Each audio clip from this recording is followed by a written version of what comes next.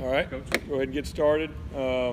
It's good watching the video. It was really just what I thought out there watching from the sidelines. Really proud of the way our guys finished and the perseverance. I mean, it's just one of those games that felt like everything that could go wrong happened. And I think the normal and easy thing to do is to get discouraged maybe and not finish the right way. But I didn't feel like our guys gave in at all during the game. I think there was a mindset on the sidelines, definitely at halftime, that we were going to find a way to get it done, regardless of the challenges that were out there. Going back, one thing I was proud of, going back and looking at the video, after the interception that we threw late in the third quarter, we had 5 drives the rest of the game, and we got points on 4 of those 5 drives. I think we went field goal, touchdown, punt, touchdown. And so really, I mean, that's like the most critical time, right after you throw an interception and you're down. Then we had the fumble on the punt return. So in those critical moments, our guys went and got points. And obviously we needed all of those points. Obviously the 13-play, 94-yard drive was incredible. I mean, it doesn't matter if you have a veteran quarterback that's been a multi-year starter. That's a tough situation to be in, and for Chase to be in that in his really first opportunity playing when the game's on the line, I think that says a lot about him. I think he'll be able to take a lot of confidence from that. I also think our offense and our team will be able to take confidence in Chase because of what he's done on the field. So I think that's definitely a win. Really proud of the way that we continue to run the ball. I believe we had 293 yards this week. And I think the last 3 games we've averaged around 283 yards rushing, which is awesome. And I think it's just going to open up some things in the passing game and create some issues for defenses trying to figure out how they want to defend us.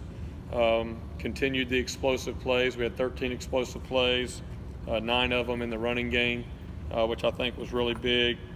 So a lot of positives. The biggest things that need to get corrected were the turnovers. I believe we had 2 on offense and then 1 there in the special teams, and then we did have 4 sacks. So looking at what happened there and getting that corrected. And then also weren't as efficient on 3rd and long as we have been earlier this year. Looking ahead at Wake Forest, we got a lot of respect for Wake Forest. I mean, every year you know what you're going to get from an effort standpoint. They always play hard. Coach Clausen, I think, has done a really good job of creating that mindset with their team. They have 7 starters coming back on defense. 3 of the front 4 are seniors that have played a lot of ball. I believe the 2 D tackles are redshirt seniors, been there 5 years. I know they've scored twice on defense this year. So obviously we're looking ahead. After we learn from the Syracuse game, we'll be looking ahead, getting ready for those guys. But I think for where we are right now, we kind of break up our season into quarters, and this is kind of the last game of the second quarter before we reach halftime with the open week coming after that. So, really where we are at this point in the season is really about focusing on ourselves. We've got a lot of things that we need to kind of clean up, details that we need to be more precise with. And so that's really where our focus will be, and really finishing strong. An opportunity to get a 3rd road win here before the open week and continue on our next goal. But I think that game this past week, and Coach said it in the locker room after the game, we've had one of those learning lesson games the last 2 years, and we had to learn from a loss. Hopefully this year this is one of them we can learn from and be able to do it with a win. So that's kind of our mindset as we move forward. With that, I'll open up for any questions. Coach, there's a video that shows you after that last touchdown celebrating, jumping in Coach Smitty's arms, and I thought, I haven't seen that kind of emotion since maybe the national championship. Can you put me in your mind? Coaches, we think of coaches sometimes as buttoned up and conservative, and what's going through your mind there? You obviously know it. Yeah. My wife showed me the video later. She said I went for the high five and Coach Sweeney went for the hug. I'll take whatever I can get right now. I think that the biggest thing, obviously you're in the moment and you're wanting to finish. I mean, we've had some situations this year. We've gotten down to the goal line and haven't finished. and just to kind of see what's happened on that drive. I mean, once we made the 4th and 6 throw and catch, and then I think it might have been the next play, either the next play or the play after, Chase pulls the ball and runs it down there. So you're just feeling like we're about to get this thing done. And I think that was the first time that we took a lead in the entire game. That was definitely a exciting moment. And I had a buddy text me and asked me why I didn't tackle him. I said, I'm going to save that for later in the year. Right now, we're going to go with where we are. But no, I mean, it was no doubt an exciting moment. And to be able to go finish that, I was just proud of our guys, really proud of the offensive line and those running backs being able to go and really impose their will. And like I said before, it's one thing to be able to run the ball. It's another thing to run the ball when they know you're running the ball. That's very difficult. And, I think that was definitely a great finish to a difficult week. Coach, Dave Clausen fired his defense coordinator last week. How difficult is that just from a game planning standpoint, trying to get an idea of what they do? Yeah, it definitely creates some unknowns a little bit. Typically, when you do that, you don't make huge changes. There may be some minor tweaks and maybe some different things in coverage and a little bit personnel where you're moving guys around, doing some different things. We were able to see a few of those things on video from the Rice game this past week. I'm sure they'll have a few other little wrinkles that are different, but for the most part, structurally, it's hard without an open week to really go change a whole lot. But it's kind of where we were our first 3 or 4 games this year, just kind of new D coordinators, new setups, new coaches. There's a lot of kind of unknowns, and so obviously you got to be prepared for that, but all you can do is go off of what's on video.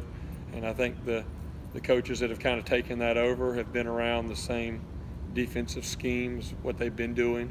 We'll have our guys prepared, but really the big message for our guys is no different than every week is, hey, let's worry about ourselves and being efficient with what we do, and we'll have answers if they want to come and change things up a little bit. Jeff, is there a sense that among the coaches and the team that, hey, we made it through last week and now it's time to get back to maybe a normal, regular week for us? Yeah, we've been waiting for a normal week for a while.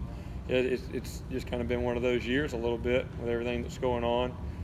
There's no doubt, that we're hoping this week will definitely be more of a normal week than this past week. But, when you're at the top, then that's to be expected. It's just a lot more difficult, to stay at the top than it is when you're trying to climb up and get there. And it's part of that mentality and that perseverance that you got to have. And hey, whatever's thrown our way, how are we going to respond, right? I mean, just like we tell them life lessons. Everybody's going to face adversity. It's the way that you respond that separates who you are. And that, that's one thing that, we felt like knowing our team and knowing the makeup of our team and kind of who we've been and the culture that we have and all those things, we would like to think that we would respond the right way, but you don't truly know until you get put in that situation. And we were put in it and we learned from it, and I think there's a lot of confidence that can be taken from that. Obviously, we don't want to be in that situation every week, but when you play a full season, you're going to have a game or two like that, and the teams that are able to do the things they want to do at the end of the year find a way to win those games, and so we were proud that we were able to do that. Jeff, did over? He did not. We played Ross more and played those starters a lot more, just with the way the game was going. That was just more. Yeah, coach's decision. Yeah. I know you're more interested in team, but at this point, is Travis Etienne sort of being the Heisman conversation? At least the conversation is one of the best backs in the country. Oh man, he's special. I wouldn't want to trade him for anybody else's back in the country. I think he's awesome. I mean, it's obvious. Everybody watching the game, just seeing him breaking tackles, and he just gets better and better. Part of it with him too is, he's got to learn when to stick with some runs. A lot of them he wants to bounce, and he can get away with a lot of those. But he's also getting coached up on some of those 3rd and 1s just to go hit it and get the first down. Not always looking for the home run, but he's not one we want to slow down a whole lot. And he's having a great year, and we're not surprised because he's worked extremely hard. And I know he's up there around the country in yards per rush and all that, and hopefully that'll continue, and we'll continue to be able to get him the ball, and guys up front will continue to block for him like they are. Coach Lamar's been so solid on punt returns this season. He had the 2 drops, another one he had to kind of dive for. What did you talk about with him? Was he just having trouble with the hang time? Yeah, it was a difficult day for him. And I know he was disappointed during the game and disappointed after the game in his performance. And really, my message to him is, hey, you're one of the most consistent guys that we have on this team. He's one of the most consistent guys that I've coached, and up until this game, he's done a great job back there. And so there's a few things I think fundamentally that I can help him with that we'll do in practice. And also we're going to have to get that jugs machine and shoot that ball as high as we can. I mean, that guy was hitting some missiles, and there's a difference when that thing's up there. It's like trying to catch a fly ball at second base, and that thing's way up in the air, and you're waiting forever for it to come down. And but I promise you, there's nobody that'll work harder to get that fixed than him, and he takes it very personal and learning experience. And not very many times can you fumble a ball inside your 10 that late in the game when you're losing and still win. So we're very fortunate from that, but I know he'll work extremely hard on that this week. You're almost halfway through the season on offense. What's the biggest surprise so far?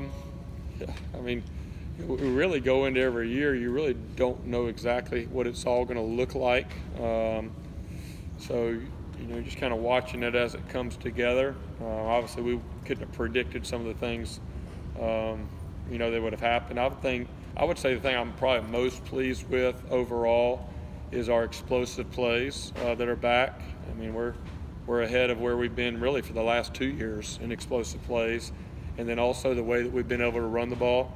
I've been very pleased with that, and it's not just Travis. I mean, both Choice and Feaster, have added to that mix, and I think for us, we have a confidence in throwing the ball with our quarterbacks and with our wide receivers, and but for us to really be at our best offensively, we got to have a major threat running the ball that you can count on consistently. So I would say that's probably what I'm most pleased with, is the explosive plays and the way we've been able to run the ball. What are the challenges of preparing 2 young quarterbacks to play when you're kind of at the mercy of the medical staff as to whether or not one of them is going to be handled? We're actually preparing 4 quarterbacks to play. It's a good challenge for Coach Streeter. I think the biggest thing is just teaching, is try not to make it bigger than it is. I mean, getting Chase ready last week, he was going to get more reps. Chase has always been a guy that's paid attention. He's been in every quarterback meeting that we've had and done a good job paying attention. But last week's the first week he actually got a lot of reps to prepare. But Trevor, we're fully expecting everything to be okay and him be back soon. So it's getting those guys ready, and then really for us, we got confidence. Even though those guys haven't played a whole lot, we've got confidence in those guys. For us, it's really getting, Ben Batson and Hunter Renfro, in a position where they can go and at least manage the game and do some things offensively if we got in that type of situation. Because of his missed time with the injury, what is Ben Batson? What is kind of his standing right now? And would Hunter be the backup or the third string guy going in, or is Ben in a position where he could actually see some time to force? Yeah, I think Ben's been coming along. I think he hurt his finger a couple weeks ago, and so I think this past week's the first week he's been able to really be full speed and throw the ball and do all those type of things. But obviously, he's just a true freshman. Just getting here, didn't have the spring like Trevor, and obviously didn't have a year like Chase did. But for us right now where we are, we're kind of preparing both of those guys, and we'll evaluate them as practice goes with Ben and with Hunter. Obviously, Ben's been full-time quarterback, and he's been in all those meetings and probably understands a little bit of it as far as how everything operates, the calls, protections, all that type of stuff. Hunter's a guy that's kind of going back and forth fortunately for me, he has a great understanding of what we're doing from a wide receiver perspective, so he can spend more time in the quarterback meetings, learning some of those calls. But I think for us, we're going to evaluate both of those guys. They'll get some opportunities in practice, with the team, live reps and all those type of things, kind of see where we are. And then it also may be a situation, depending on how the game's going, what we need to do in the game. But we haven't made a firm decision on that yet. I think that's going to be something we'll watch this week. How's Renfro's arm? Renfro throws it good. I call him Banks McFadden. He's just kind of that old school guy. I mean, here's the funny thing is, I went up to him in pre-practice on Monday, and Coach Sweeney had made the announcement, that Mark wasn't going to be playing. And so I went up to Renfro, and the music's playing. It's loud. Y'all been out here during our pre-practice. And so I just said, hey, if we need you, will you be ready? And he said, yeah, I'll just play outside leverage. And I said, outside, what are you talking about? He said, corner? I said, no, quarterback. He's like, oh, that's just who he is. He's like, I can go play wherever. So we kind of got a good laugh out of that. I said, no, we're not at a position where we need you to do that. But that's just who he is. He has that feeling. He can punt, return, he can play wide out, he can play quarterback. He could go over on defense. I don't think depth-wise we're ever going to need that, hopefully. But no, he throws it well, and that's all he played until he got here. He played quarterback in high school. He didn't play one snap of wide receiver in his entire high school career. He likes the opportunity and the challenge, to kind of think. And then also, it's going to help him down the road. He stays healthy. He's going to have a chance at the next level playing wide receiver and to get experience really being in that quarterback meeting room and listening about how guys go through their progressions and defenses and all that. He's just a sponge. He wants to learn as much as he can. So I think it's a win-win for him to get that opportunity. Sorry, do you know if Trevor has been cleared yet? And then with Hunter, do you know how his reps are going to be split this week between receiver and quarterback? Yeah. So Trevor, everything that I'm hearing is, Danny Poole and the medical staff feel a lot of positive signs. Everything's tracking the right way, and there's a chance that he'll be able to practice tonight. But I think they're going to let him lift and go through their protocol that they have, but they've been very optimistic. I think they're kind of finding out it was a little bit more of a neck strain, the way he got hit, than anything else. So that's been really good news. But no final decision on that's been made. And then, there'll be times throughout practice with Ben and Hunter where they'll be thrown in there. I know last week we threw Hunter in team pass at the end of a practice, and his words to the OL are, y'all bear with me here. It's his first day kind of being thrown out there. But, Coach Sweeney will do that a little bit on his own, and then Streeter also have a plan whenever we're going scout team to get those guys some work. It's a lot of things. It's cadence. It's, being able to make the calls to the offensive line. There's a lot of things to that. But, I think we feel a little bit better going into this week now. Last week it was just trying to get Chase ready in case something happened to Trevor. Jeff, how surreal is it 5 months, I guess, after we're talking about this quarterback room being one of the most decorated in college football? Yeah. That now we're talking about Hunter Renfro. Yeah, I think just kind of watching everything that's out there. I don't remember the exact stat, but I remember whenever Hunter decided to leave, Johnson decided to leave, there was some crazy stat that, 8 out of the 10 5-star quarterbacks from the last 2 years have transferred, so it's a different age, obviously, in college football. The transfer rules are a little bit more lax, and I think the quarterbacks are probably more prepared to play early than they have been in the past, just with what teams are doing at the high school level and the 7-on-7 and those type of things. If you were asking me 5 months ago if I felt like we'd be in this situation, my guess would be no. But if you ask me if I'm just completely shocked and surprised, I'm not. We knew that whenever we were recruiting Trevor. We knew that just by signing him was going to affect our quarterback classes for the next couple of years because he's that type of player.